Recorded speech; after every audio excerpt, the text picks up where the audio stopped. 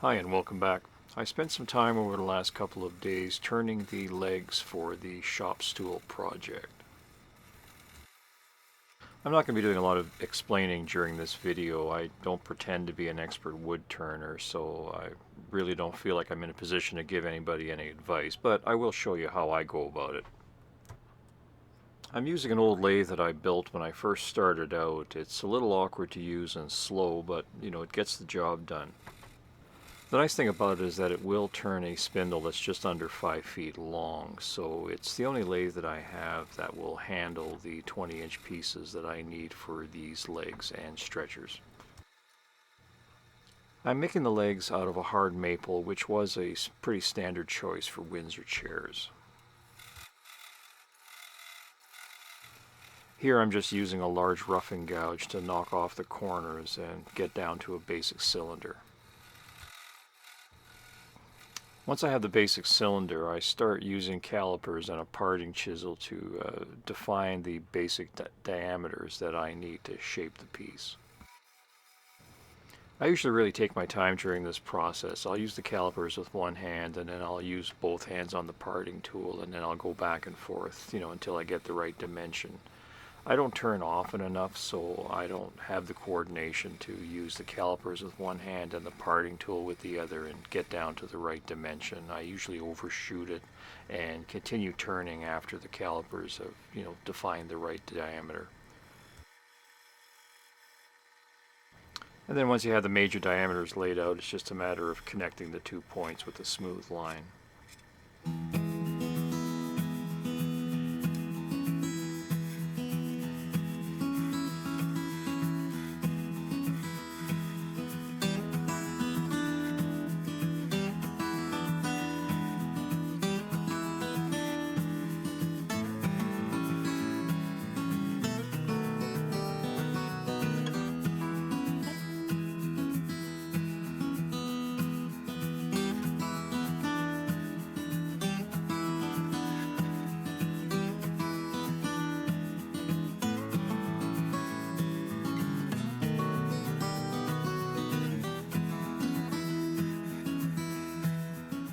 I'm supporting these spindles slightly with my hand because these thin spindles tend to develop a lot of chatter, so by backing up the chisel slightly with your hand, you can cancel out that vibration and get a smooth cut.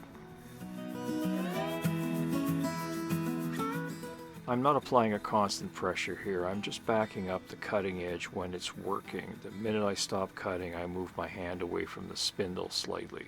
That allows it to cool and prevent any hot spots.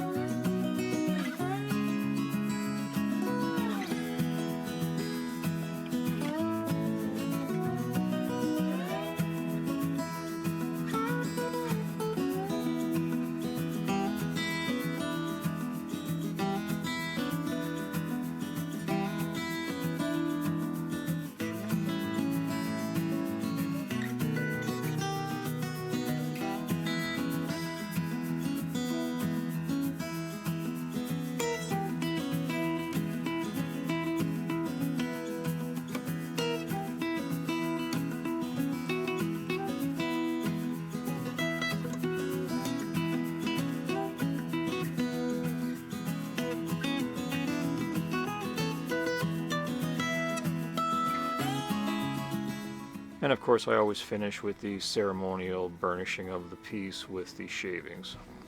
I'm not sure if this actually does anything, but all the old guys did it, so I do it.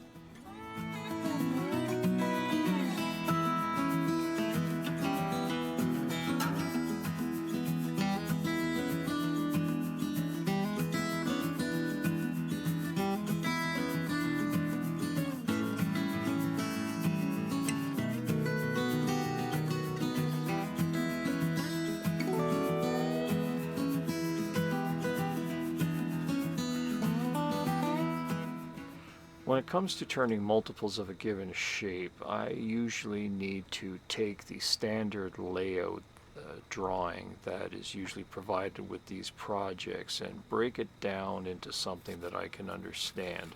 I have a really hard time dealing with all of the different measurements that are provided with these patterns. So what I do is I examine the thing and then I just look for the major diameters and I just connect all of those together. Once I have those cylinders lined up, I can see the shape and then I can turn the rest of it pretty much by eye, and then I will check the measurements when I'm done or when I get close, but I don't work to those measurements. I connect the cylinders together and then I work from there, and I usually work from the center and go out to both ends. I don't know if that's the proper way to do it or not, but that's how I've always approached it. If I start with too many lines and too many dimensions on a cylinder, it just confuses me and I just wind up messing it up. This is the process that I've developed, and it usually produces some fairly accurate work and certainly very acceptable work. For example, the drawing in Michael Dunbar's book on this leg has a total of 15 diameter markings across the spindle that define all the anchor points for that shape.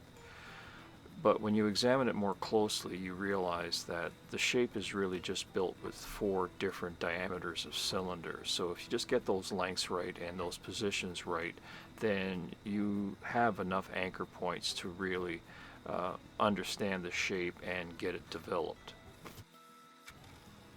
If I'm working from an existing spindle, you have no choice but to go ahead and copy down all those lengths and dimensions and diameters. But before I start turning, I convert those measurements into just a block drawing of diameters.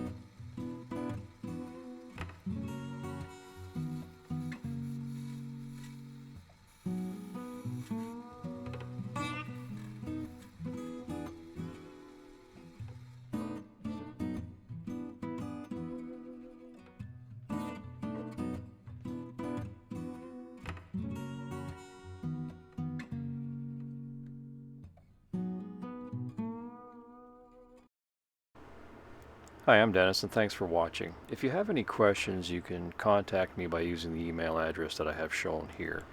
If you like the channel and the work that I'm doing, please consider becoming a patron. Every dollar you contribute will bring me one step closer to being able to produce videos full-time.